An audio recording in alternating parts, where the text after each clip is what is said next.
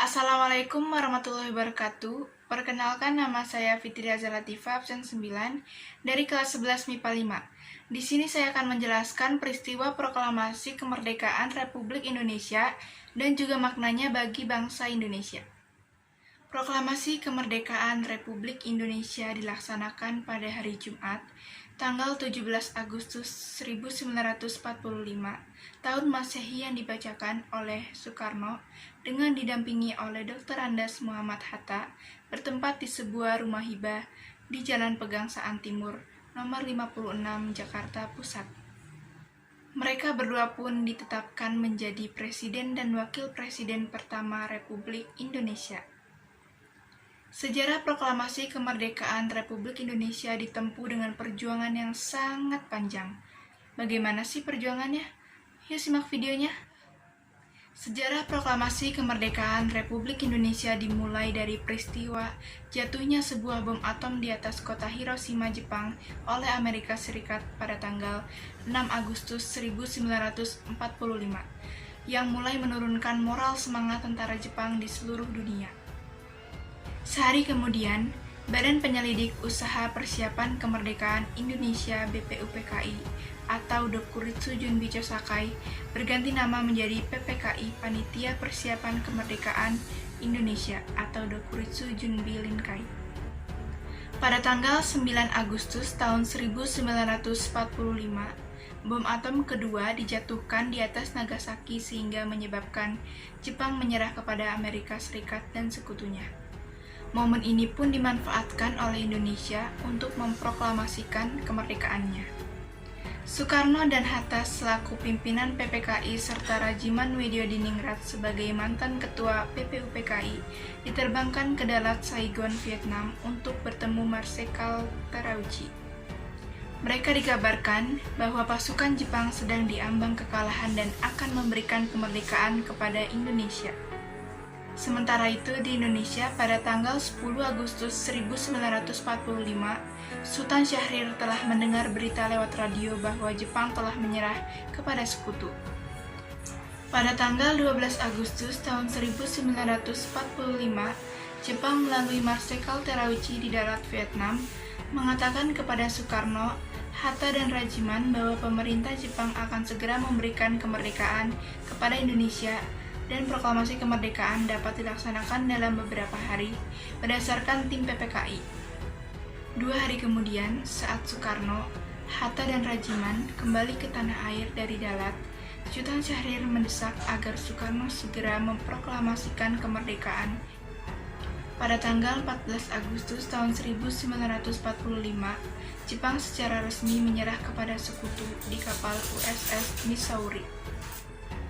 Pada tanggal 15 Agustus tahun 1945, terjadi peristiwa Ranges Dengklok, di mana Soekarno, Muhammad Hatta, Fatmawati, dan Guntur diajak dan didesak oleh golongan muda ke Ranges Dengklok. Tujuannya agar kedua tokoh ini terbebas dari pengaruh Jepang dan bersedia memproklamasikan kemerdekaan Indonesia.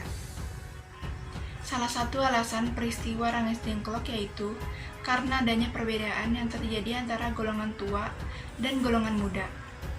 Golongan muda menginginkan untuk menyegerakan kemerdekaan pada tanggal 17 Agustus tahun 1945, sedangkan golongan tua ingin menunggu keputusan dari Jepang atas persetujuan PPKI. Kemudian, pada tanggal 16 Agustus tahun 1945, Soekarno dan Hatta akhirnya sepakat bersedia mendeklarasikan kemerdekaan Indonesia. Detik-detik proklamasi dilakukan pada tanggal 17 Agustus 1945, tepat pukul 10 waktu Indonesia Barat. Soekarno didampingi oleh Hatta untuk membacakan teks proklamasi. Suasana rumah sang proklamator juga dipadati oleh sejumlah orang sebagai saksi. Selain pembacaan teks proklamasi, di hari yang sama mereka juga mengadakan pengibaran bendera merah putih yang dijahit oleh istri proklamator yaitu Fatmawati. Upacara proklamasi kemerdekaan Indonesia pun selesai pada pukul 11 waktu Indonesia Barat. Nah, berikut naskah proklamasi kemerdekaan Republik Indonesia. Teks naskah proklamasi telah mengalami perubahan, yang dikenal dengan sebutan naskah proklamasi otentik. Berikut teks naskah proklamasi yang telah mengalami perubahan.